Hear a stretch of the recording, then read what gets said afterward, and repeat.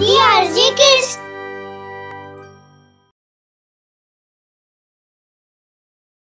কাহিনী নিখিলের শক্তি বৃদ্ধি। নিখিল নামে একটি গরিব ছেলে ছিল। সে শারীরিকভাবে যেমন দুর্বল ছিল, তেমনি মনের দিক থেকেও দুর্বল ছিল। সে না পড়াশোনা ঠিক করে করতে পারত, না অন্য কোনো কাজ। সব ছাত্ররা তাকে নিয়ে ঠাট্টা করত। টিচাররা সব সময় তাকে বকাবকি করত। ওকে বোঝার মতো কেউ ছিল না। শুধুমাত্র তার মাই ছিল যে ওকে বুঝতে পারত। নিখিল, কি হয়েছে বাবা? আজ আবার স্কুলে টিচার বকেছে নাকি? না কোনো বন্ধু ঠাট্টা করেছে? না মা, এটা তো রোজকার ব্যাপার হয়ে গেছে। আমি আর স্কুলে যাব না। সবাই আমাকে নিয়ে ঠাট্টা করে, টিচারও সব সময় আমাকে বকে। আমার পড়া মনেই থাকে না, সব সময় ভুল করি। আমি আর পড়াশোনা করব না। এরকম বলে না বাবা, তুমি তো চেষ্টা করছো। কোনো না কোনো একদিন গণেশ ঠাকুর নিশ্চয়ই তোমাকে সাহায্য করবে। তুমি শুধু চেষ্টা করা ছেড়ো না। নিজের উপর আর গণেশ ঠাকুরের উপর ভরসা রাখো, উনি নিশ্চয়ই তোমাকে সাহায্য করবে।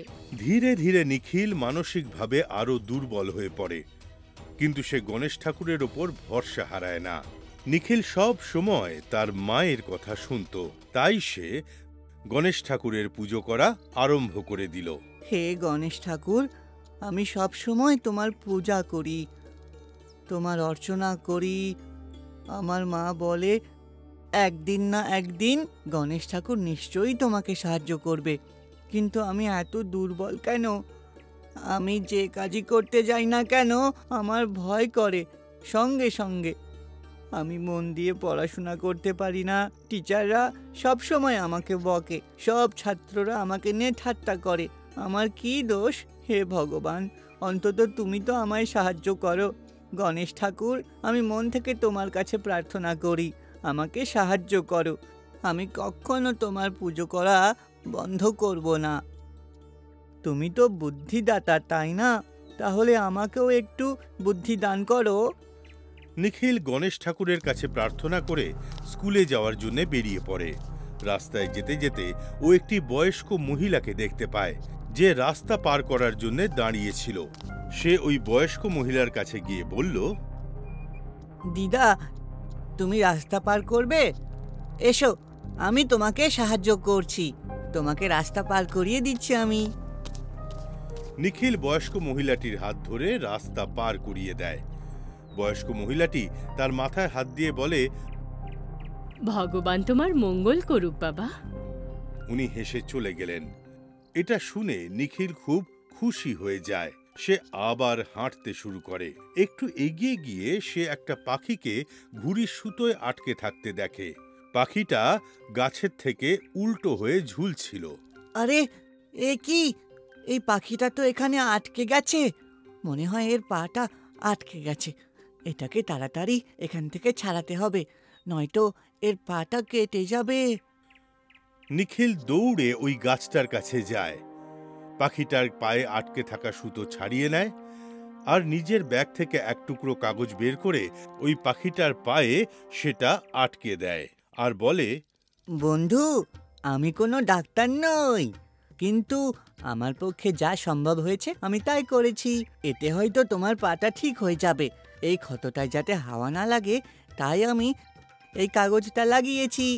এবার তুমি নিজের খেয়াল রেখো, এরপর আর এই রকম জালে আটকে পড়ো না। নিখিল ওই পাখিটাকে আকাশে উড়িয়ে দেয়। কিছুক্ষণ পর ওই পাখিটা আবারও উড়ে নিখিলের কাছে আসে আর ওর ঠোঁটে করে একটা ময়ূরের পালক নিয়ে এসে নিখিলকে দেয়। সেটা দেখে নিখিল সত্যি খুবই খুশি হয়। পাখিটা আবারও উড়ে যায়। স্কুলের কাছে আসতেই নিখিল একটা গরিব ছেলেকে দেখতে পায়। কি হয়েছে বন্ধু? তুমি কাঁদছো কেন? তোমার কি কোনো সমস্যা হয়েছে? কিছু না বন্ধু, আমি সবার সাথে বন্ধুত্ব করতে চাই, কিন্তু আমি গরিব, দুর্বল, আর তাই আমার সাথে বন্ধুত্ব করে না কেউ। এই পৃথিবীতে আমার কেউ নেই। কোনো ব্যাপার নয়, আমি তোমার সাথে বন্ধুত্ব করব। আমার অবস্থাও তোমারই মতো। আমারও কোনো বন্ধু নেই, আমার সাথেও কেউ বন্ধুত্ব করতে চায় না। আমিও খুব দুর্বল। কে বলল তুমি দুর্বল? তুমি কত ভালো ছেলে। এই কিছুক্ষণ আগেই তুমি একজন বয়স্ক মহিলাকে সাহায্য করেছো, তারপর একটা পাখিকে জাল থেকে ছাড়িয়েছো, আর এসব তুমি তোমার মন থেকেই করেছো, তাই না? তুমি খুব ভালো মানুষ। কিন্তু এইসব কথা তুমি কি করে জানলে? তুমি কে? ভুলে গেলে নিখিল, কাল তুমিই তো আমাকে ডেকেছিলে, আর দেখো আমি তোমার বন্ধু হয়ে চলে এসেছি। আমি কিচ্ছু বুঝলাম না, আমি তোমাকে চিনতে পারছি তুমি না। যদি কাউকে কিছু না বলো তাহলে আমি তোমাকে একটা সত্যি কথা বলছি। আমি গণেশ ঠাকুর, আমি ছোট ছেলের রূপ নিয়ে তোমাকে সাহায্য করতে এসেছি। গণেশ ঠাকুর তার আসল রূপ দেখায়। নিখিল খুব খুশি হয়। আর তারপর গণেশ ঠাকুর আবার সেই গরিব ছেলেটার রূপ নিয়ে নেয়। কিন্তু এবার তোমার বিশ্বাস হয়েছে তো যে আমি গণেশ ঠাকুর তোমাকে সাহায্য করতে এসেছি? ভালো হয়েছে গণেশ ঠাকুর, তুমি চলে এসেছো। আমার তোমাকে খুব প্রয়োজন। আমি খুব দুর্বল, কেউ আমার কথা শোনে না, কেউ আমার সাথে বন্ধুত্বও করে না। সবাই আমাকে নিয়ে ঠাট্টা করে, টিচাররা আমাকে বকে, আমি পড়া মনে রাখতে পারি না। তাই তো আমি এখানে এসেছি, যাতে তোমার আত্মবিশ্বাস বাড়ে আর তুমি এইসব কাজ করতে পারো। কিন্তু সেটা কি করে হবে? আমি তো কিছুই করতে পারি না। একটু আগে তুমি ওই বয়স্ক মহিলাটাকে সাহায্য করেছিলে না? ওনাকে সাহায্য করতে তোমায় কে বলেছিল? ওই আটকে থাকা পাখিটাকে ছাড়ানোর জন্য কে বলেছিল? ওই বয়স্ক মহিলাটির আমার সাহায্যের দরকার ছিল, তাই আমি নিজেই গিয়েছিলাম। আর ওই পাখিটা ঘুড়ির সুতোয় আটকে ছিল, আমার ভালো লাগেনি, তাই আমি ওটাকে সাহায্য করতে গিয়েছিলাম। ঠিক বলেছ তুমি। তোমার মন যা চায় সেই কাজটা সম্পূর্ণ আত্মবিশ্বাসের সাথে করো। তুমি কখনো দুর্বল হবে না, আর নিজেকে দুর্বল মনে করা ছেড়ে দাও। আজ থেকে আমি তোমার সাথে আছি, আমি তোমাকে সাহায্য করব। কিন্তু মনে রেখো, কাউকে কখনো বলবে না যে আমি গণেশ ঠাকুর। না না গণেশ ঠাকুর, আমি কাউকে বলবো না। তুমি শুধু আমার সাথে থেকো, আজ থেকে আমরা বন্ধু হয়ে থাকবো। ধন্যবাদ, তুমি আমাকে সাহায্য করার জন্য এসেছো। আমি তোমায় সাহায্য করার জন্য এসেছি, কিন্তু যা করার সে তোমাকেই করতে হবে। আমি শুধু পথ দেখাবো, কারণ তোমার আত্মবিশ্বাস দৃঢ় হওয়া খুবই প্রয়োজন, বুঝেছো? নিখিল স্কুলে পৌঁছে যায় আর তারপর ক্লাসের ভেতরে চলে যায়। আর গণেশ ঠাকুর ক্লাসের বাইরে ওই ছোট ছেলের রূপে দাঁড়িয়ে থাকে। টিচার একটি প্রশ্ন করেন, কেউ হাত তোলে না, কেউ তার উত্তর জানতো না। কিন্তু নিখিল হঠাৎ হাত তোলে। ক্লাসের সব বাচ্চারা নিখিলকে নিয়ে ঠাট্টা করতে থাকে। টিচার সবাইকে বকে আর বলে, নিখিল, তুমি কি সত্যি এই কঠিন প্রশ্নটার উত্তর দিতে পারবে? যদি না পারো তাহলে আমি তোমাকে শাস্তি দেব। নিখিল ক্লাসের জানলার বাইরে গণেশের দিকে তাকায়। গণেশ সেখান থেকে তাকে উত্তর বলে দেয়। আমি এই প্রশ্নটার উত্তর জানি। নিখিল টিচারের কঠিন প্রশ্নের উত্তর দিয়ে দেয় আর টিচার অবাক হয়ে যায়।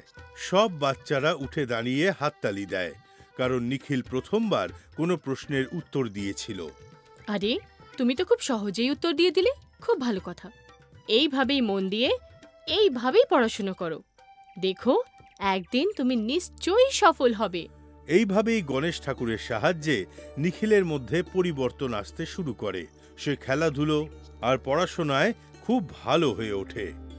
নিখিলের আত্মবিশ্বাস বাড়তেই থাকে। আর একদিন একটা বড় প্রতিযোগিতায় তাকে সিলেক্ট করা হয়। নিখিল, এখন তুমি আর আগের মতো দুর্বল নেই। তোমাকে এই প্রতিযোগিতা জিতে আমাদের স্কুলের মুখ উজ্জ্বল করতেই হবে, কারণ সারা স্কুলে একমাত্র তুমি আছো যে এই খেলাটা ভালোভাবে জানো। টিচার, আমি আর আমার টিম আপনাকে কথা দিচ্ছি যে আমরা পিছু হটবো না, আমরা আমাদের স্কুলের মুখ উজ্জ্বল করবই। স্কুল শেষ হয়ে যাওয়ার পর গণেশ আর নিখিল দুজনে একসাথে বাড়ি যেতে থাকে।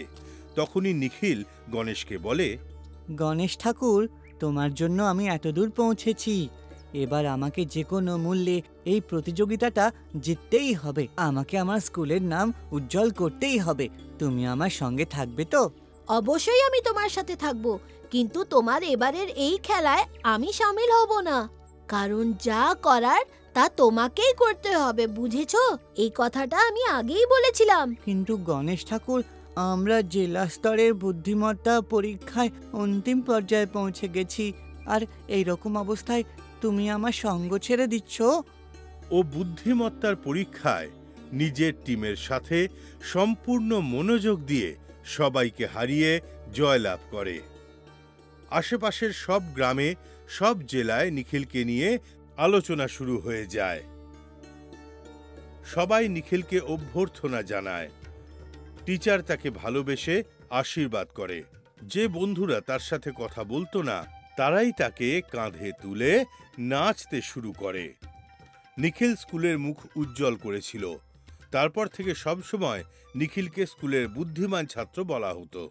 গণেশ ঠাকুর, আমি আর যা কিছু হয়েছি তা শুধুমাত্র তোমার জন্য হয়েছি। তুমি আমাকে ছেড়ে যেও না। না বন্ধু, আমাকে যেতেই হবে।